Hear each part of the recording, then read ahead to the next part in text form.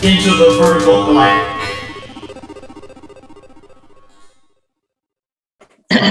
Hey, so we have just now brought on Tony Longworth. Tony, introduce yourself a little bit, Tony. Hi, I'm Tony Longworth. Hi from the UK, afternoon, I believe it's morning there. Music composer, 8-bit and 16-bit, total geek, Atari nut, etc., etc. Big Jeff Minter fan as well. I've got to kind of put that one out. Also, one of my current jobs at the moment, current gigs, is writing the music for Heart of Neon, the Jeff Minter documentary by Paul Docherty. So wow. I kind of wanted to throw that one out there as well. We've also seen in your day job, you are helping making music for games, for actual games that are being published. Good games. Yeah. So some good indie kind of retro games. So it's just as I say, indie company called Tudou Games, Tudou Games, and we're on Steam, we're on Google Play, we're on Apple Store, and we've just released Froggerty Arcade 2, which is like a 3D isometric 3D Frogger game. So we did that before Christmas. There's a whole load of other stuff as well. So I write all the music, sound effects, stuff like that. So Stu does all the programming. We've got various artists as well. So yeah, it's going well. It's great. Some great games. Well, as an introduction from our side for Tony, Steve and I met Tony via, I think, Twitter, and he said, "Hey, here's a song called Into the Vertical Blank," and we put it on maybe episode, what was it, like 3 or 4? It was way probably back an early one. And ever since then, we have tried to include at least one Tony song either in at the end of the episode or even interspersed inside a story if we could, because they're so good. I want to call them, they're sort of psychedelic electronica. I don't know if that's a good name for it, but that's a great psychedelic retronica. Yeah, retronica. I love that. I'm taking psychedelic that. retronica. I'm taking that. But let's get straight into our game for today. So this is our roundtable about Atari computer games. And our first game we're doing is for the Atari ST, because all three of us are pretty much experts in the 8-bit Ataris and the ST cut. Maybe not experts, but we played a whole crap load of games on them, right? Exactly. So I Big think fans. we would love to have a podcast that kind of talks about Atari computer games in maybe serious, not so serious way, and this is the first start.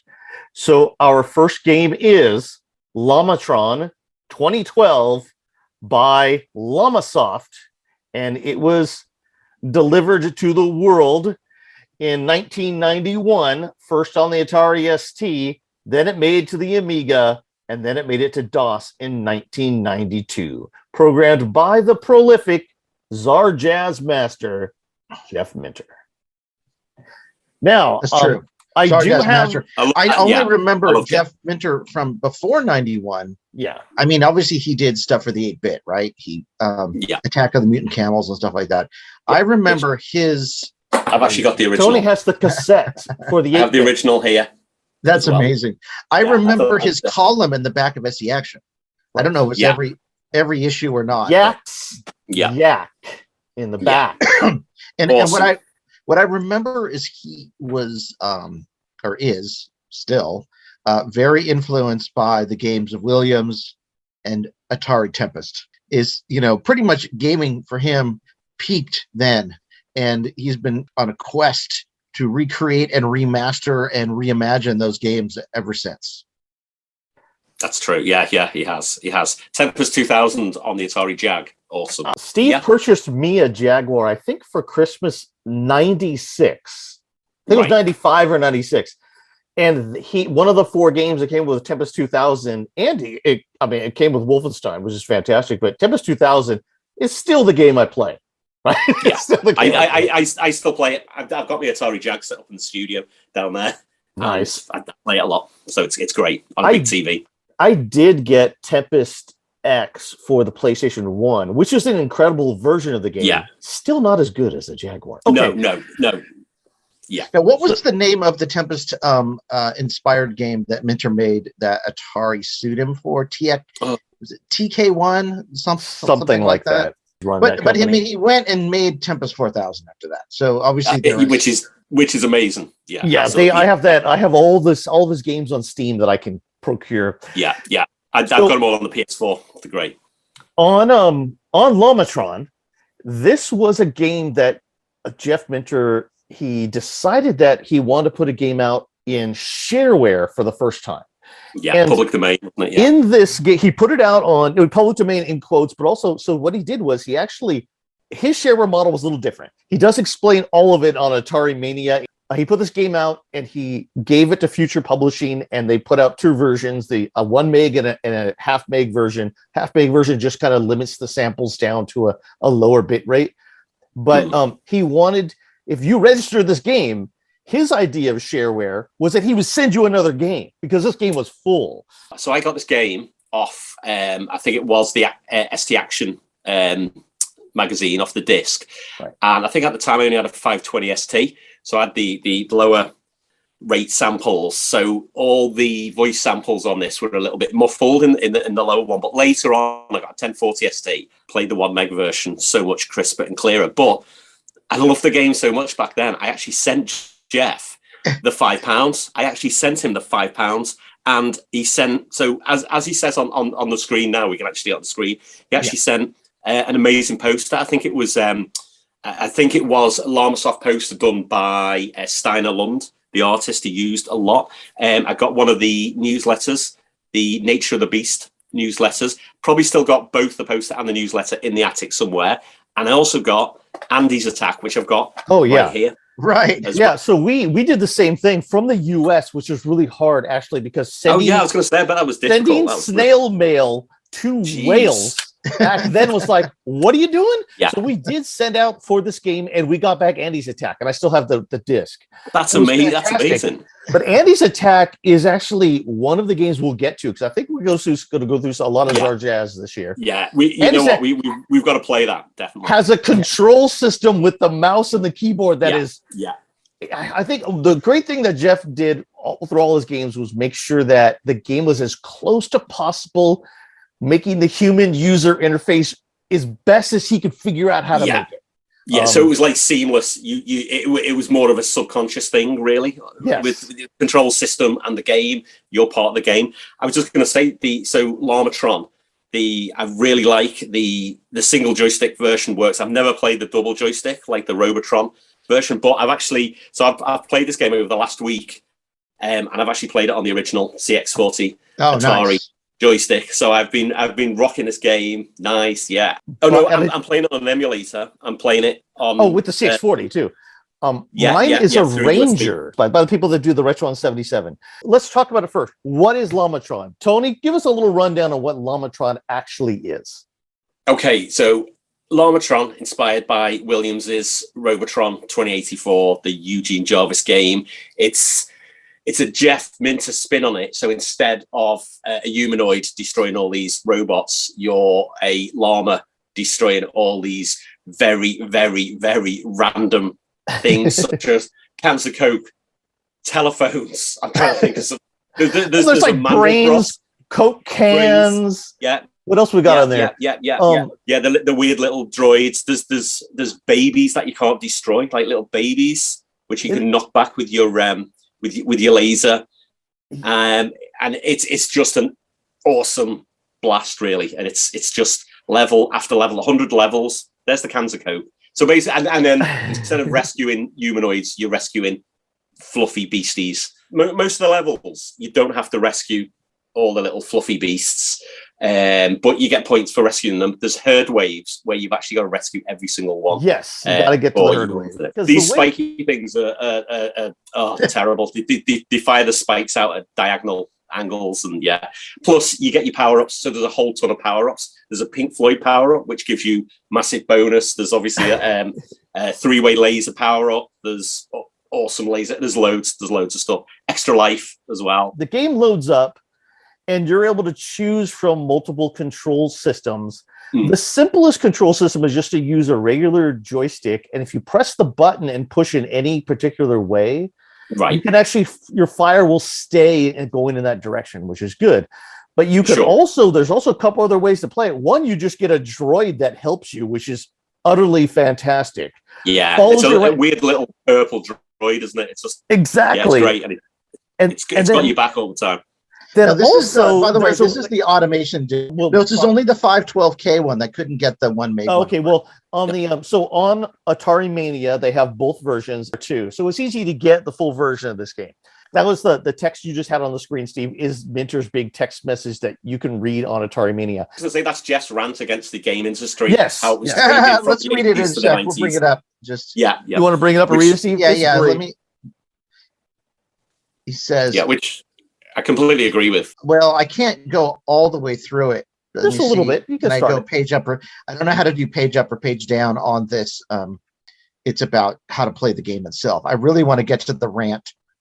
Yeah, I mean, unfortunately, basically the rant is in the 80s. It used to be just you creating the game and selling, and you had more of a direct route to the game player, and then suddenly the businessmen realized they wanted a slice and they wanted to get in the middle there. They got the whole slice. Eventually, basically, then eventually all the programmers were doing movie licensed games and all the games that were all the same. There was nothing different. That's one of the things that I love about Jeff's games is the completely different. Okay, this is inspired by Robotron, but it's a complete Jeff spin on it. And that's what he's getting at, really. There's not a lot of original games because businessmen are kind of ruining it for everybody, and they're just in it for the Porsches and whatever else. That was Jeff's rant, wasn't it, really? The interesting thing was that he took concepts that weren't 100% original and made incredibly original games out of them, too. Yeah. Like he's saying, look, this game concept of Defender or Stargate or Robotron or Tempest is an incredible game concept. I'm gonna fill it with Zarjaz. That's basically what he did, right? Exactly. And furry beasts and stuff like that. Yeah. I was just gonna say, I've met Jeff Minter on about 3 occasions. I think 2 of them were at Atari computer shows in London, and the other one was like a general computer show. And on all of them, he had a big stand. And I think the last time I saw him, it might have been late 80s, early 90s. Oh no, it was probably in the 90s. He had a massive Llamasoft stand, big projector, and he was doing demos of but don't think it was Color Space. I think it was Trippertron, and it was just amazing. And he's just such a cool, down to earth guy as well. It's so cool. Steve, is that you playing, starting up? Yeah. I didn't have the sound on, but cool. The sounds are amazing. Actually, I don't know how to turn the sound off. Actually, you can't, because then you'll turn yourself down. Yeah, so yeah. Just so let it sit like this. So when you get killed and there's the and there's like a bang. It totally sounds like Steve yelling "oh fuck." By the way. Yeah. So basically, if you go "oh fuck," and as he says "fuck," if you press pause, plays the whole sample. And it says, Well, I played a lot, and what I finally figured out was that you can continue. I think it's 3 times, and your score keeps going up. So I was finally able to get a respectable score, not a Tony level score, but I got up to I think 218,000 to level 22 by continuing. But my first game was 50,000. Yeah, well, you know, I saw your updated score, the 218,000, and it says with droid, and then I continued through the continues, and I updated mine. I was like, with a droid, no continues. Yeah, I believe it. I believe it. I should be like, with But to me,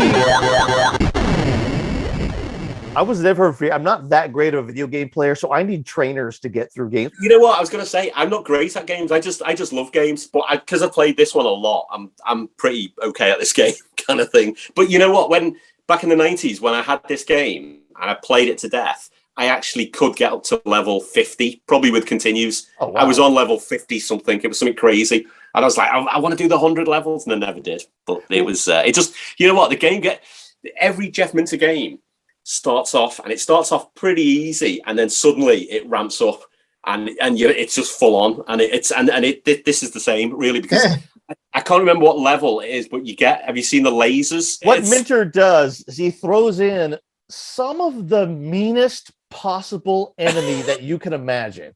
And one of them is not a Rorschach, it's a Mandelbrot. Oh, the Mandelbrot.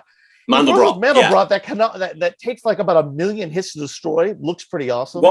What is the sound? That was the hardest one. It's the sound is horrendous when you're hitting it with bullets. It's just like it's so intense that like a you're metallic like, sound.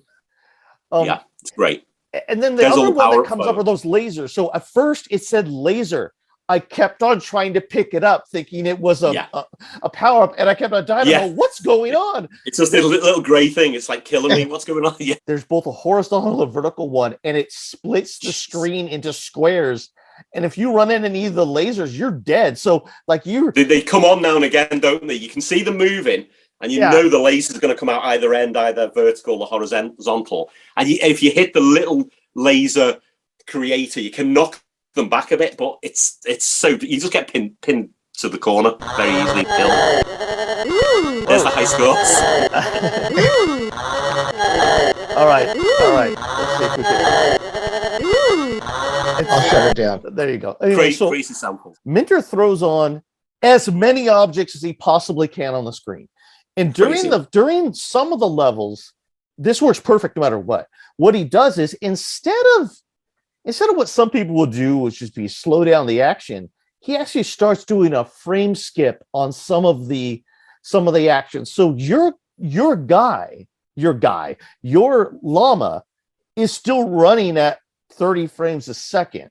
Some of your missiles and some of the enemies start jumping and only moving like every 15 frames, so that the game still runs fluid for you. You can see still a little bit of it, but what he does is he want to make sure that this game did not play bad. Like playability is what it's about. And, exactly. And I read a couple reviews and it was like, oh, the graphics are ugly. And I'm all, graphics are ugly, man. Except for that first weird purple face that comes on level 2. Oh, yeah. I think the graphics are fantastic. Like amazing. My rating for this game is a 10 out of 10. I mean, just because of how addictive it is. But the graphics remind me of a little bit of Time Bandit, like some of those first bit of Time Atari Bandit, ST graphics that were done. Yeah, these are generally like let's get the ST at its best, which is kind of these sort of 8-bitty looking graphics that can move really fast. Not really. This is not an Amiga game. This is an Atari ST game. Just to, as an aside. And then I was just going to say that the amount of graphics in there. So there's 100 levels and the amount of little weird mini animated things is mind-boggling. It's just so much in there. It's so great. He stuck everything in possible. So let's go back a little bit. I'm going to read a little bit what Jeff Minter wrote about the 4 different play modes. So this is a Robotron style game. Basically, there's play mode number 1, single standard 1 player, just you and them. Okay, game type 2. Player plus droid. You're joined by a purple blob, which is invincible and does much funky stuff like tooting around, getting all your beasties for you, and shoot up the meanies for you. You were advised to play your first games with the droid. Will play all my games with the droid. Yeah, the droid's great. Yeah, it collects all the beasties. Yeah, it's great. Yeah, so you don't have to. Fluffy. In fact, it works really well in that herd mode because it's just because for you. You're trying to destroy everything and he's just collecting. It's great. And then there's team mode where you can play side by side with 2 people and 2 joysticks, which would be fantastic if any of us had a second player next to us to play with. At the no, which we haven't. Then there's a 2 joystick mode. So I don't know how this works. I'm going to get it to work. Basically, if you have 2 joysticks in, you can play the game. He says this: if you're lucky enough to have a setup which allows 2 joysticks bolted to a table, which is, all of us, one in each hand, you can use this mode, which recreates the firing method of the Williams arcade machine. You use the usual stick to move your llama and the second one to fire and aim. To access this mode, begin a game by pressing fire on the second stick instead of the usual one. Steve, were you able to play this game and get a score? Not for any type of score, Jeff. I didn't try it. Tony did much better than I did. I got to level 22 and got to 218,000, and I saw 22 of the levels. I can't wait to see the other 78. What craziness is going to be because the game gets impossible at a certain place. I know it does. So I got to level 26, 249,000, and it was just like it was so difficult. And I was thinking, how the hell did I get to level 50 something back in the day? That was just crazy. Well, because you had a lot of time to sit there and I know, much more time. Yeah, no family, nothing else to do. Yeah, probably just playing this all the time. True. I don't know. I find my video game skills actually better now than when I was like 19 years old. I have more time to you have more, down and think when you about play it. Do you play more action games? Do you play a lot more role Well, I'm saying like Laser Blast, for example. This Atari VCS. Like I can do way better on that now, or River Raid, way better now than I could back when I was like 12 years old. I can't explain why that would be. Maybe I just decided that I have more time now to do it than back then. But yeah, it could be that. It could be that. I think if I took a week off and just played this, I'd probably pass like 50. It's not gonna happen. So I know you will have some of these too. I took a few notes on this game, just some observations of the coolest things that I found. I thought the hardest enemies that I got to were the brains, and the brains create what are called zombie beasties. So basically there's zombie beasties. They get your beasties, and you're the zombies that basically come to get you. So they're fast zombies. These are the World War Z had really, really fast zombies. Yeah, World War Z or the remake of Dawn of the Dead when they run into zombies as well. Yeah, zombie. Yeah. Send more cars. Those. Of course, those movies missed the whole point of the original zombie movie, but that's okay. True. And then when you end a level, I thought that you picked up almost like a Commodore 64 rainbow. Did you see that, or is that more like an Activision rainbow? There's something at the end. No. Are you thinking of the Pink Floyd bonus? Oh, it's the Pink Floyd bonus. Yes, okay. It's Dark Side of the Moon. Now I know what it is. It's Dark Side of the Moon. It's a Floyd bonus. That makes a lot more sense. It makes a lot more sense than it being a Commodore or an Activision. Okay. So Jeff meant to be a massive Pink Floyd fan, and I am as well. So I like Pink Floyd. That's great. I was just about to say I got into Pink Floyd because of Jeff Minter. Because of this, playing Jeff Minter's games. I was like, I've got to get into this. I've got to get into this. Absolutely nothing wrong with chilling out to some really good Pink Floyd. The herd waves are a pain in the ass. Yeah. When you have both horizontal and vertical laser enemies, the game becomes impossible. Yeah. But you get three continues. Those are my, although we already discussed those were my big notes about this. I was going to say another difficult please. level or levels are the big weight at the top, which drops down when you're straight under it. Have you seen the big weight? The big 16-pound weight, and it drops and flattens you. Have you seen that one? No. The 16-pound weight. Oh, the 16-pound weight is awful. Drops from the top of the screen and it hits you and crushes you. Right. It kind of moves slowly left and right, following you. But if you get anywhere underneath it, it'll just drop, and it drops so fast. So you've got to play that level at the bottom of the screen. Really, it's so difficult. I think the people that enjoy Jeff Minter games the most, you have to play them a lot and find all the brilliance that he's thrown into these games. Like it's not just, he doesn't just port something. He ports something and then he throws in every bit of his imagination while he was smoking. I don't know if he was really smoking. Sure about that. I don't know what he was doing at the time. Not be libelous here. It's legal. It's legal here at least. So if you were going to give this game a rating, Tony, what kind of rating would you give this game? So how about for graphics? Yeah, you know what? I'm just going to go right across the board, and I'm probably going to give it 4 marks. Okay, so realistically, the graphics, they're small, but I love them. So I'm going to give them like sort of 8 out of 10, maybe. When we talk about graphics, though, also think about this: how did the graphics enhance the gameplay and the effects that he puts in affect the game and make it more than the sum of its parts? Because they do, right? Like to me, they're like a 9, like an 8 or a 9, because they may just be little graphics he put together as little 8-bitty looking colorful 8-bitty graphics. Let's say they're Amstrad CPC graphics, right? You get like colorful 8-bit graphics. My graphics score to 9 out of 10 because there's no slowdown. No, basically, because the gameplay, the graphic gameplay just keeps going. Really, it's amazing. The sound, I gave it a 10. I know it's just purely a bunch of samples, but that like sample when you die, sounds like one of us yelling "fuck." Basically, it's so cool. It's so good. I'm going to give that 10 out of 10 because that's the first thing I fell in love with when I put the game on. I don't want to slate the ST and the sound chip. But we know the ST sound chip. You know this, So you get all these ST games which look great, and it was like, the sound wasn't that good. This game, amazing. It's like samples. It's just all samples. So I love the fact that it was all samples. It just blew my mind. And at the time, still now, I love sampling. So at the time, 91, all these amazing samples in a game. It just blew my mind. And you're wondering where he got them too, like how he sampled them, because this. I know. There's so many random places. I'm sure there's a lot of vinyl and a lot of TV, and I don't know. Yeah, he's like a fully expert. Okay, so I gave it sound a 10. Also, gameplay in this game. I guess say gameplay and addictability kind of go hand in hand. Yeah, in this one, I just gave it an 11. I'll give it a 10. If I can give it 11, I'll give it 11. I'm hooked on this game.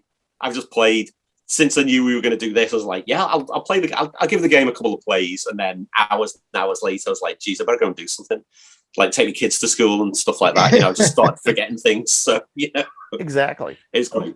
Yeah. I have one more category that we're going to use for all of the games that we do. And this is a Minter specific. Jeff Minter was a huge. Just Steve and I seen his games, reading about in the back of the excitement he had for all the new Atari stuff in the back of ST Action, and in the back there, he gave us such an excitement for the Atari ST and the Jaguar and things like that. I'm going to give every game a Zarjaz score. Because that was one of his words. This game gets an 11 on the Zarjaz scale, and that means like the putting together all the things the ST could do and possibly the STE. How does this use the machine in its totality and make a fun game? And this one's at 11. Yeah, I agree with you. I agree with you totally. This really pushed the machine. I mean, the whole concept was different anyway, but he just went out there and did it, and it just works. It works beautifully. Everything is amazing. There's nothing in that game that I think, I wish if that was different. No, you just it's perfect. It's great. So yeah, totally agree. Why not start with a perfect Atari ST game? So Steve, now that you've played it a little bit, what do you think of this Jeff Minter game? So here's the thing. I don't agree with your reviews at all. Here's the reason. I think you can't. I don't understand if you went to the Louvre and tried to review the artwork there. Does it make any sense? No. This is a review-proof, timeless classic in so many ways. The way that just the fact that Minter game, just the fact that it's in his game for the ST, the way it was designed, I wouldn't even review it. It's just something to experience. I understand why you guys are doing review scores. I take a step back and say there's no way to review this game. I kind of agree with you on that. But anyway, I know what you mean, though, Steve. I know exactly what you're saying. You're right. No, I played it. I mean, I played it. I agree with you, though. We got it. Are all the games we're going to do, since they're ST games at Rock, are all of them going to be? No. I'm saying this that one in particular, this game, from who made it, the time it came out, the whole like shareware aspect, the way it was designed, the fact that it's a version of Robotron, like all the stuff in the time, it's very difficult for me to review. I think it's something some people need to experience. What you're saying, you can't review a classic piece of art made by a master, really. Yeah, you can review and go, look, the lines don't look. It doesn't. What am I supposed to say? It's the Mona Lisa is too small. Yeah, it is. But I mean, who cares, right? You're still in the presence of genius masters when you see it, or when you play this game. So I think that's why I say it's review proof. If you want to know, I think it's, as ST games go, I think it's probably 9s across the board back in the day. But now I think it's review proof.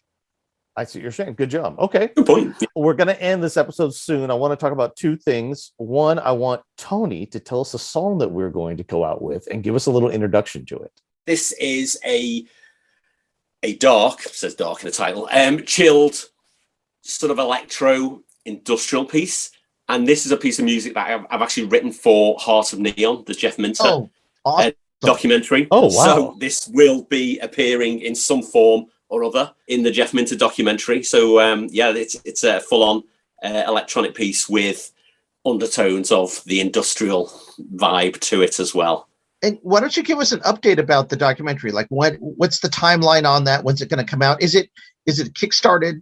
That sort of stuff. Patreon. It is. If I haven't got the link right in front of me, but it's if you find Heart of Neon on Patreon, it's Paul Docherty, the filmmaker. He is making it. We've got no real release date at the moment. He's working on different sections of the documentary. It's coming together amazingly, really. And one of the exciting things is, so the piece of music you're about to listen to is in it.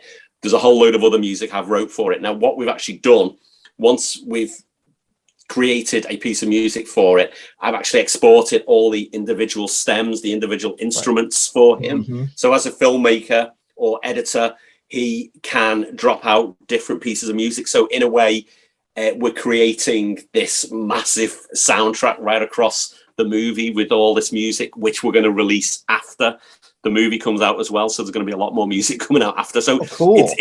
I've seen a lot of it, and it's just amazing. There's some amazing interviews with people past and present in the games industry.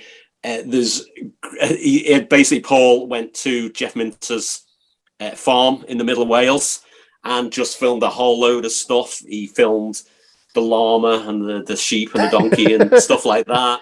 And it's honestly, it's everything you want to know about Jeff. Everything you want to know. That's awesome. Yeah. Is Minter interviewed in it himself, or is it? He is. Yeah. Oh, he's interviewed in it. Giles is interviewed in it. There's literally just so much stuff in there. I've only seen segments of the movie, but it's mind-blowing. Well, let's get that really Patreon link into the show notes, and obviously under this video, we'll do all the notes will be under there. If you offer any support through Patreon for the movie, you'll get to see these segments as they slowly come together. So you'll get to see little pieces of the movie and hear my music as well. And I don't think I thought I supported a while ago, but I'm going to make sure I gotta go put some money into that. And also we got to get into that now. Yeah. Paul is an amazing filmmaker and just all round nice guy, really. So it's just like, just please offer your support. I mean, I don't. This is like right up my alley. I mean, this should be right up the alley of many of our listeners. We have a lot of people who love the ST and the 7800 and the 8-bit. Well, that's pretty much what we talk about. So let's see if that's you know what I've noticed. So I was going to say, it's well worth throwing a little bit of money just to see inside Jeff's farm. Oh, I want to see all his electronic kit. It's mind-blowing. Cables and keyboards and lights and everything. Your head will explode when you see it. That's fantastic. I'll say that like the ST is just another in the line of systems that, along with the Atari and the 700, that a lot of people feel didn't get their just due back in the day, right? And so like I do see a lot of people online that are like, oh, I guess, and maybe you can help us with this, Tonya. It feels like the ST was a lot of kids' first computer, and then people moved up to the Amiga when it came out. But there's like a 2-year time frame when it was like the top dog. And there's some people that remember that very vividly. Yeah, like us, exactly. And well, I mean, every technology always gets better, right? There are always things that overtake it, but there's a time frame when, hey, you know what, this is the best you could do when you were I mean, it was like that in the UK. It was like that in the UK when the ST came out. That's all I wanted because the games were amazing. I'd gone from Atari 400, Atari 130 XE, and then all I wanted was an ST. That's all I wanted because it was just everywhere at the time. So I got a 520 ST, and then probably a year later, 1040 ST, and then it kind of just like completely died after that. I was like, oh, and then like loads of people had Amigas, and I was like, what's happening? But the good thing for me, I was getting into music at the time, and because I had the MIDI ports, I was like, I don't need anything else. So it was great. So I was playing with MIDI and Cubase and stuff like that on the ST. The life of the machine actually outlasted that for you because you could. Exactly. Yeah. The thing is, I've still got my 1040 ST, and I was like, do I find a place for it here in the studio? Could I do something with it? And I did dig it out the other month. And instead of doing something musical with it, I just played games. It was great. Exactly. I was like, maybe I'll do something. And I've still got Cubase on it. And I was thinking, what should I do? So maybe I'll do something in the future. I can put music out and just say, just written on Atari ST. Well, I've been doing a deep dive to try and put together. I mean, this podcast is probably where it's going to be put together. I have lists and things like that, but of sort of the history of Atari ST and Atari 8-bit games based on the magazines, right? Because that's where things really happen. We didn't have access to lots of downloads or demo groups or anything like that. So what we have was the magazines, and I'm going through them, and I have a list right now of 1,500 Atari ST games and more coming that I have not played, and a lot of them look fantastic. Yeah. And there's, for the Atari 8-bit, it's the same. There's a lot of these German games. They're not as good, right? The ST games, and there's games that people who moved to a PC or an Amiga or moved off, and the SD version came out and no one knew it was there, where very few people did, the games are pretty good. They're not as Jim Power, for instance, not as good as the Amiga version. Still a damn good Atari ST game, right? So they didn't make an STE game. So there's a lot of stuff to go through on this podcast for both 8-bits and the ST. Like, what are the games people and also didn't hear of that are fantastic? So there's so many. There is so many hidden gems, both on the 8-bit Atari and the 16-bit. Oh definitely. There's so much. Well, and I was just going to say, unlike you, Tony, the ST was not everywhere in the USA. In fact, it was nowhere. We had to search. We're just super crazy Atari fans and had to like buy one out of the trunk of someone's car. So you hunted it down, basically. And then we would to buy our games, we'd go to this one import store that was like an hour away. So we made it really effing hard on ourselves when we could have just got a Commodore 64 or something. Yeah, exactly. And made it easy. Exactly. But no, it was the pain that made it special. The pain did make it special, right? Because we had to search it out. We had to buy compilation of game compilations sight unseen just by looking at the back of the box. Right? And luckily we got some good ones, like the one with Commando on it and stuff like that. And sometimes you just get complete there's so much trash out there. But then we learned to buy the Games Machine and Atari format and Atari ST actually that were at those stores. And that was good because then we could get into it a little bit. But anyway. Okay, well, we're gonna end this one here. This is a great game. Any final thoughts before we go? Masterpiece. That's it. I second that. Yeah, after talking about it again and only playing it yesterday, I want to go and play it again straight after this. I want to blast on it. I want to just really thank Tony for coming on, and we plan to have you on as many of these as you can be on. I mean, he has to agree to it after this nightmare that after this nightmare. But realistically, we just want to get together and talk about the great games on these Atari computers, and we need a third voice that just is excited and was there in the UK. I'm there. This has given me a great excuse to play games again, play ST games. So I'm well up for it. I'll be on the next one definitely. I think the next one, because I think the next one's still going to be the ST game. We'll need to pick one out. It could be any game we want to play, but there's so many good ST games that no one knows about. I want to get them. Okay. Until next time, Steve, into the vertical blank. Tony, into the vertical blank. Into the vertical blank. I can't even say into the vertical blank. Sorry. Completely ruined it. Okay, and here comes Tony's new track, and it's for the Jeff Minter documentary. So everyone hit that Patreon. All right, thanks a lot. Hit that Patreon for the Jeff Minter documentary. Throw some cash over there.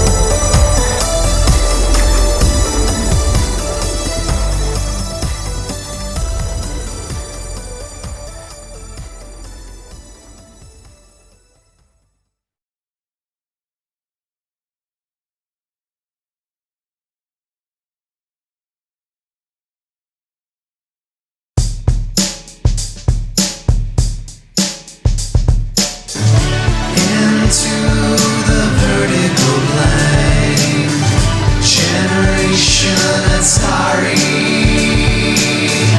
into the vertical blank. Generation Atari.